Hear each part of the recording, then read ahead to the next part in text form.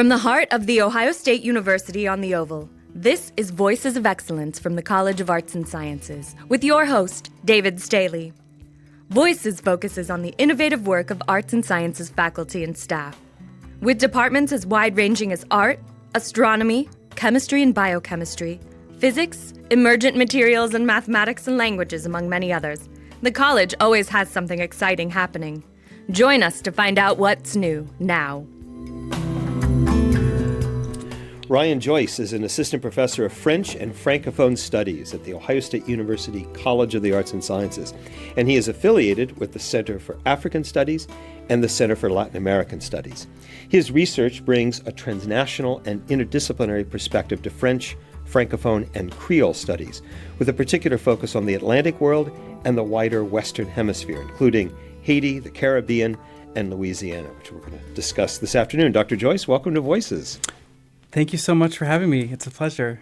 I want to start first with a sort of a broad understanding of your research before we dive into some of the specifics, because you work on decolonization, and you've described decolonization not as an historical event, but as an ongoing process. You want to say a little more about what you mean by that?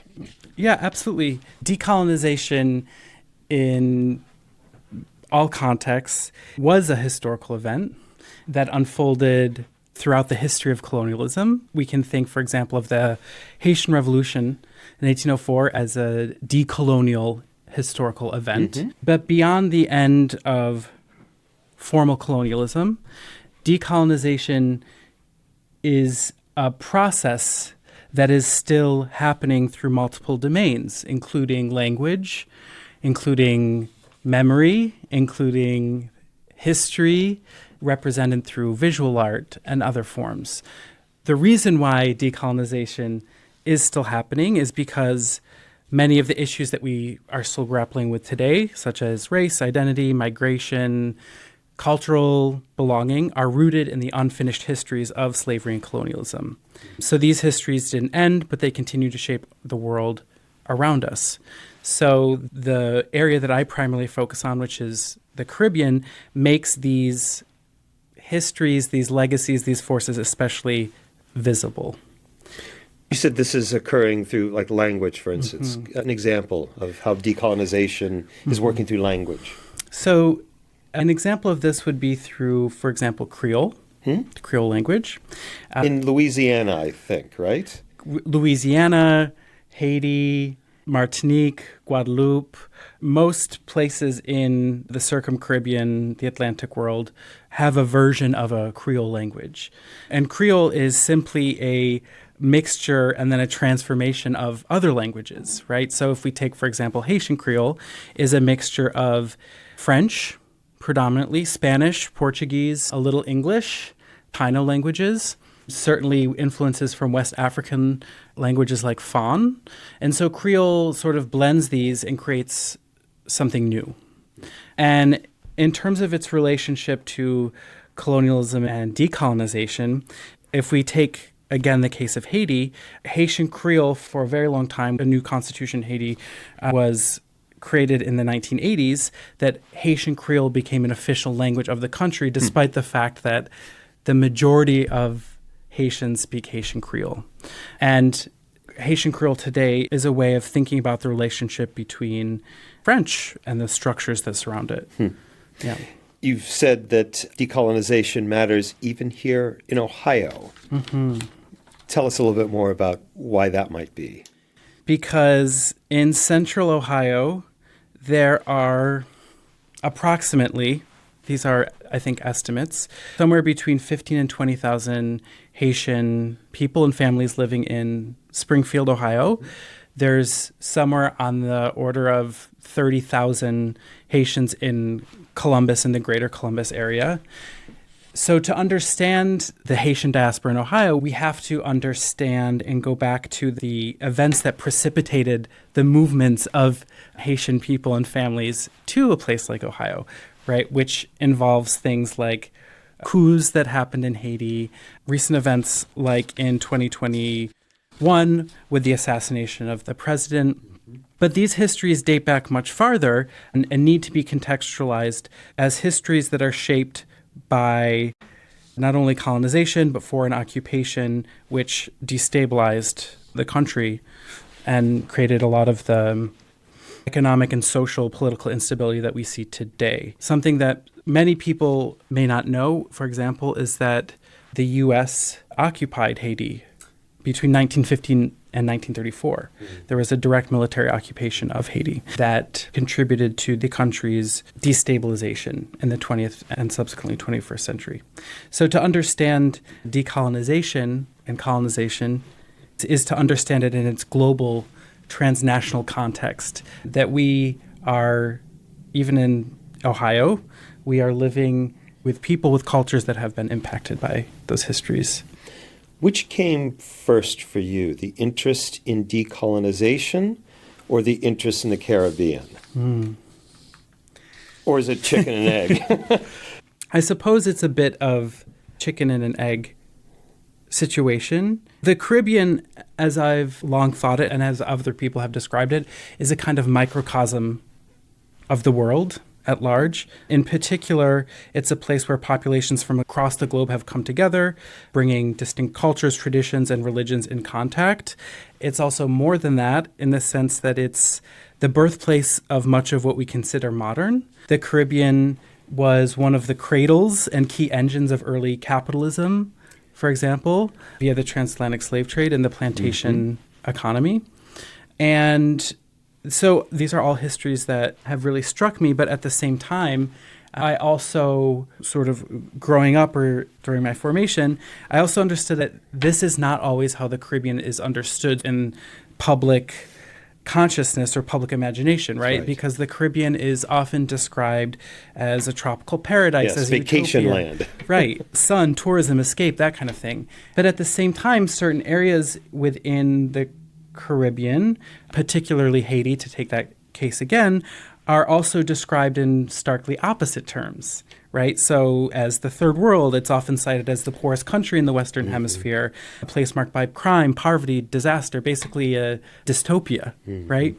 Both of these images are powerful because they simplify the region, right? They flatten its histories and its complexities.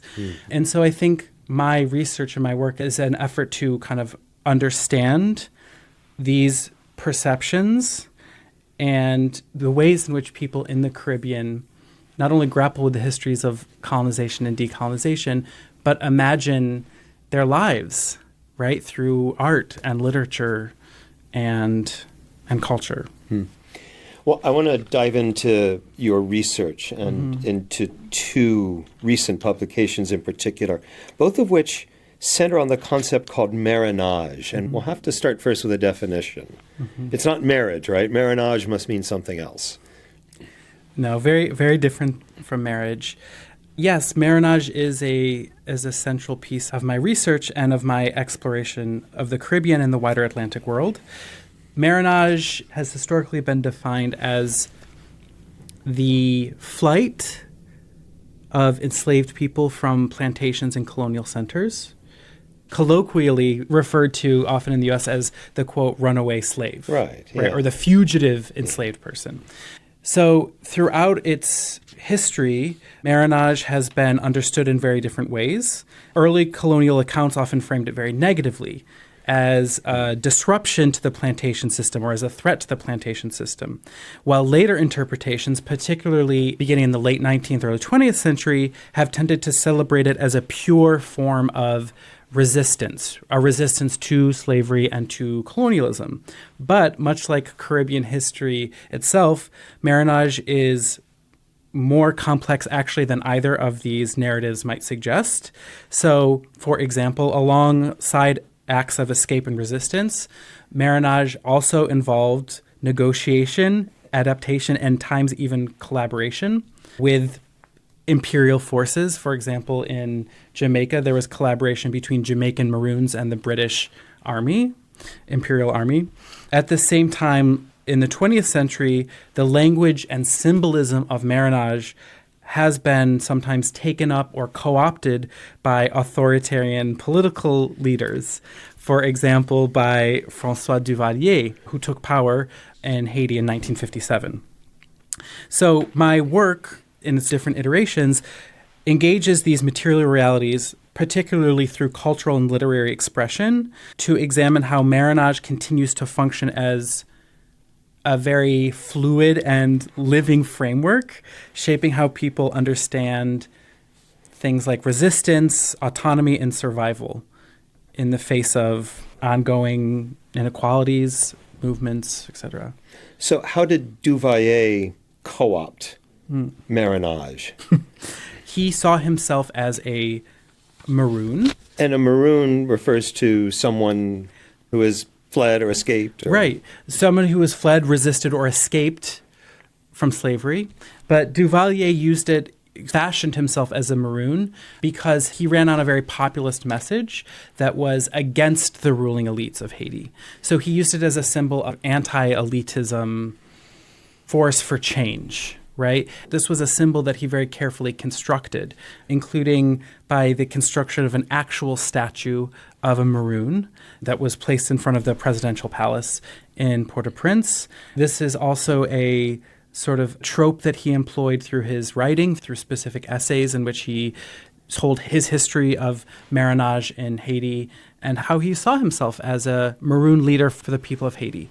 So sometimes, both I think in popular imagination, but also frequently in scholarship too, marronage is constructed or is perceived as being something that is merely or purely liberatory, right? But it's an incredibly complex and fluid construction that is constantly evolving.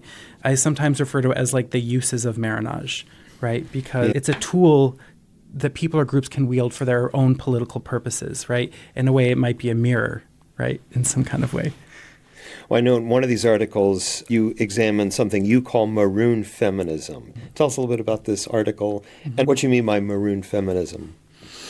So the concept or the term maroon feminism is actually an idea or a concept that was developed by French historian, philosopher from Réunion Island by the name of Françoise Vergès, who studies in her work the histories of colonialism and enslavement in the kind of the global French world.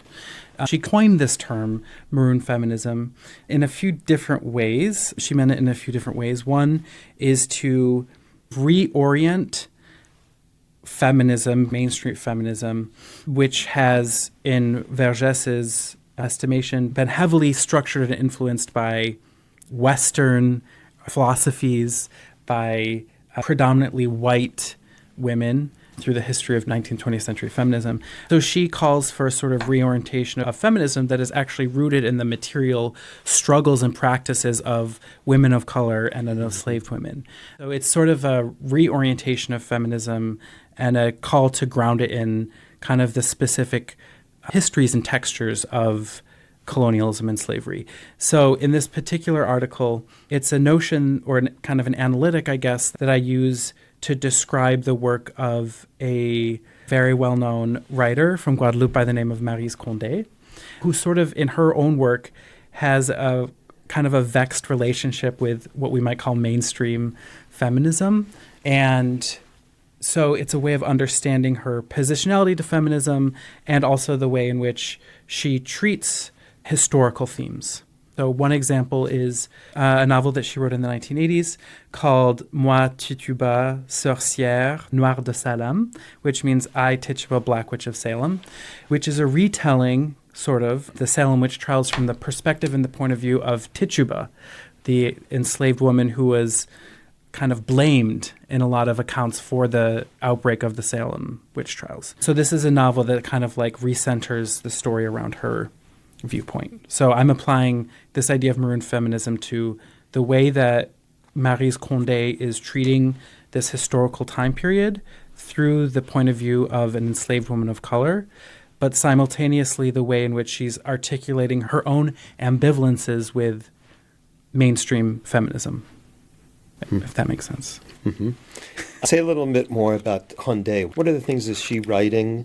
What are the themes is she taking up? Is she an example of decolonization?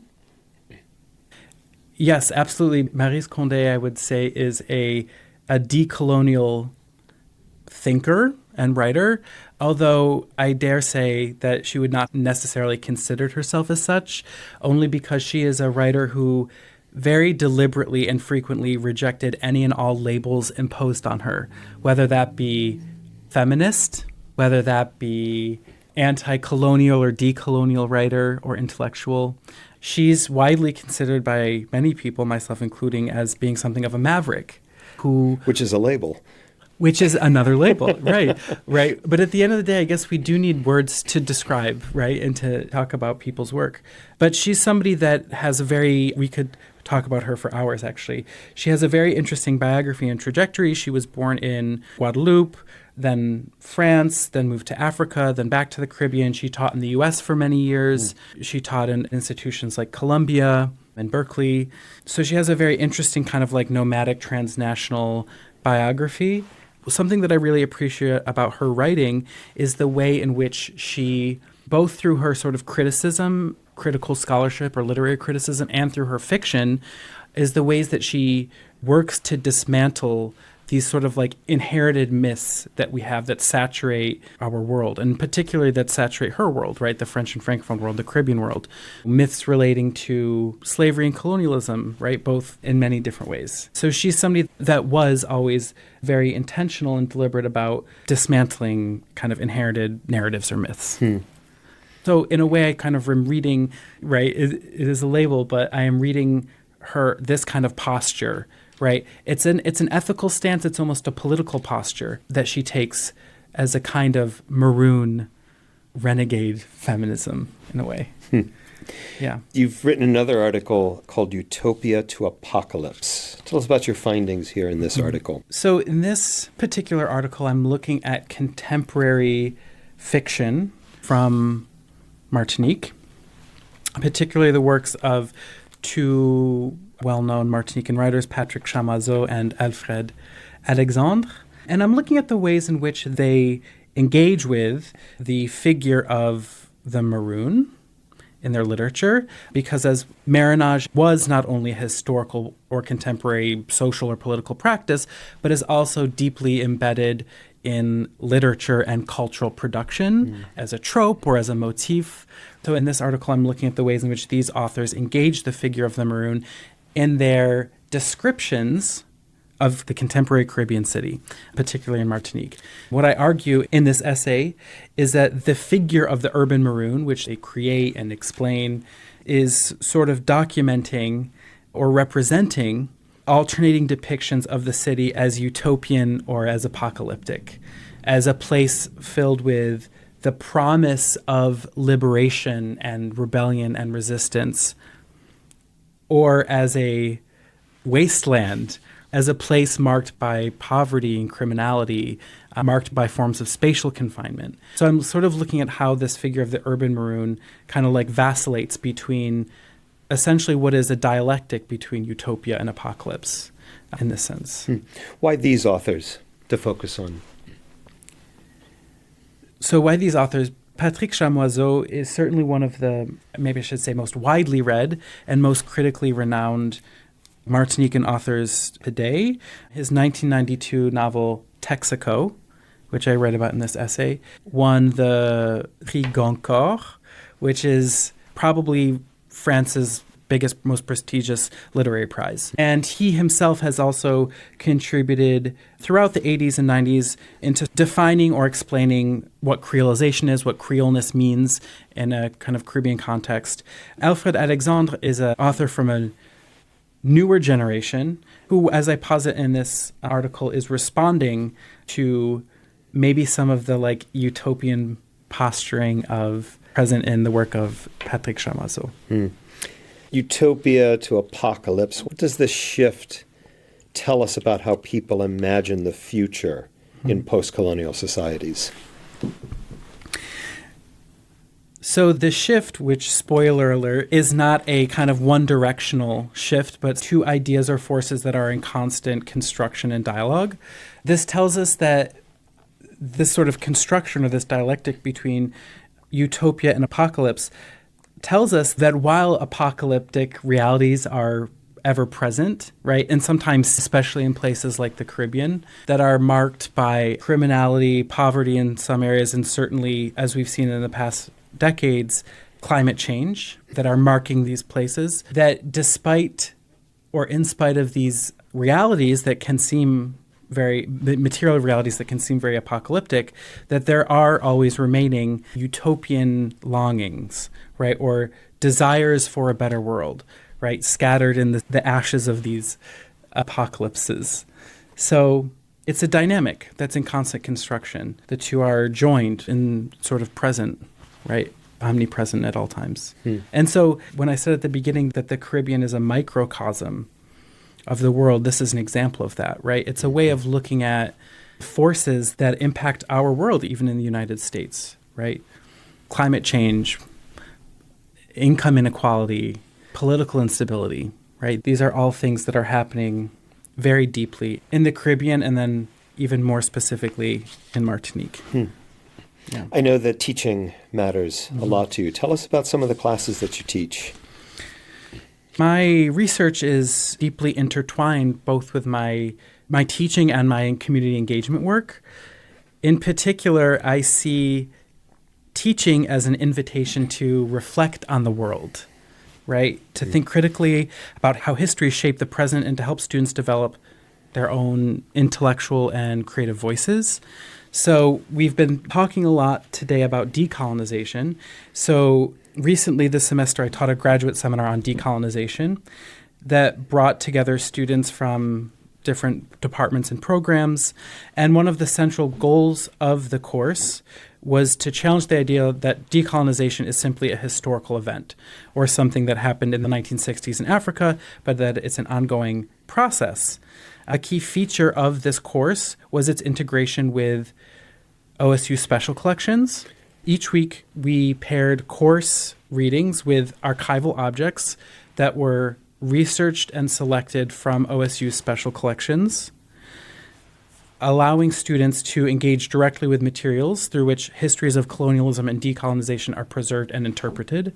So the first few weeks of the semester, I was presenting specific materials from the archives that OSU has. And then after that, students did their own independent research in the archives and found materials that connected to the materials that we were discussing in class that week. So, for example, in a week that we were focusing on narrating decolonization, students were reading primary texts like a novel by Amadou Kourouma, who's an Ivoirian writer called The Sons of Independence.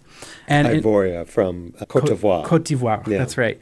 And so in response, a student, as part of their discussion facilitation, uncovered an edited collection by Langston Hughes titled An African Treasury, which was from 1960, bringing together voices from across the African diaspora at a key moment in global decolonization.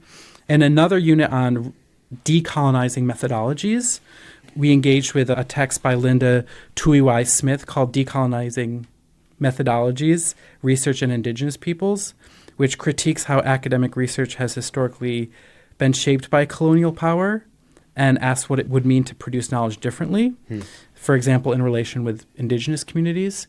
So during this week, another pair of students connected some of these ideas to archival materials by finding translations of Ghanaian folk songs in the OSU collections that were transcribed and translated.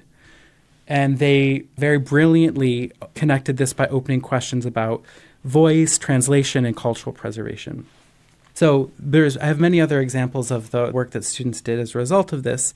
But one of the goals of this seminar was really to have students engage very tangibly with the histories that we are studying, to think about the materiality of colonialism and decolonization, right? To critically examine the archive itself, not as just a neutral repository, but as a site that itself is shaped by colonial systems. At the same time, I also wanted to emphasize very practical, hands-on skill building. So having students learn how to navigate library catalogs, which can be very complicated, how to schedule and conduct research appointments, how to collaborate with archivists, how to analyze very deeply and meaningfully primary sources with attention to their context, to their authorship, to their perspective. So even if students don't go into careers as librarians or archivists, I think these are very useful. The last thing I'll say about this seminar is that it marked a very close and successful collaboration with OSU Special Collections and with the Special Collections team, who helped students navigate the course catalog and help do archival research. So I want to shout out Eric Johnson, who is I think his official title is head of Special Collections, and especially Rose McCandless, who's a instructional services specialist who was instrumental in this collaboration. So I think it's an example of the types of research that we can do on our own campus. Special Collections never fails to amaze, I think. You are a participant in the inaugural Engaged Scholars Academy, which has been organized by OSU's Office of Outreach and Engagement. First of all, what is the Engaged Scholars Academy? So as you mentioned, the Engaged Scholar Academy is organized through the Office of Outreach and Engagement. I believe that this was sort of their inaugural year. I was part of a cohort of, I think, 15 or 16 faculty members from across the university. We met every month. These are people working in very different fields, from nursing, optometry, social work, dance, and theater, right? And together we explored what it means to practice reciprocal, ethical, and responsible community engagement. I think that this was sort of the core of the program. Throughout the year, we also heard directly from local organizations who are addressing urgent challenges in things like housing, maternal health, and arts and culture across Ohio in general.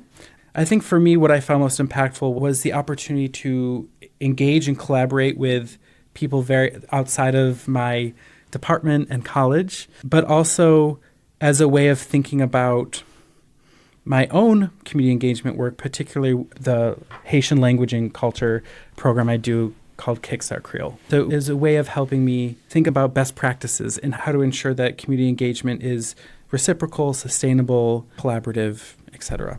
Mm-hmm. But it was a fantastic experience, and I highly recommend anybody to do it. Mm. Yeah.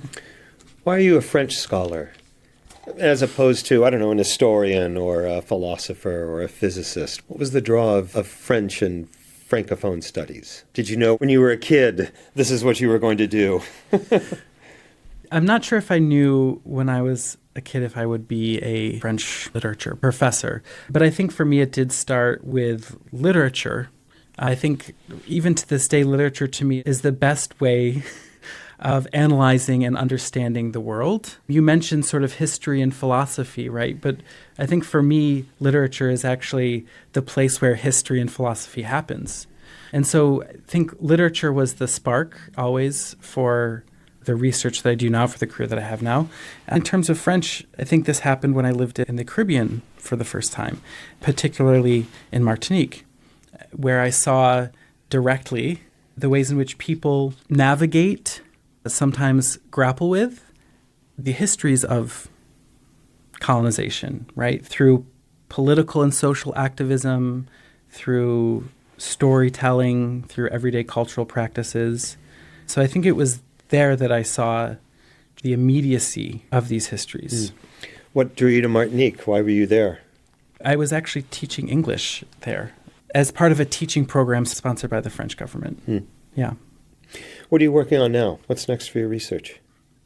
In addition to working on a few different articles, I am also planning on running and developing the second iteration of my Kickstart Creole program this summer, which is going to build off of the program I started last summer, which was an introductory course to Haitian language and culture that is online, synchronous, free, and open to the public.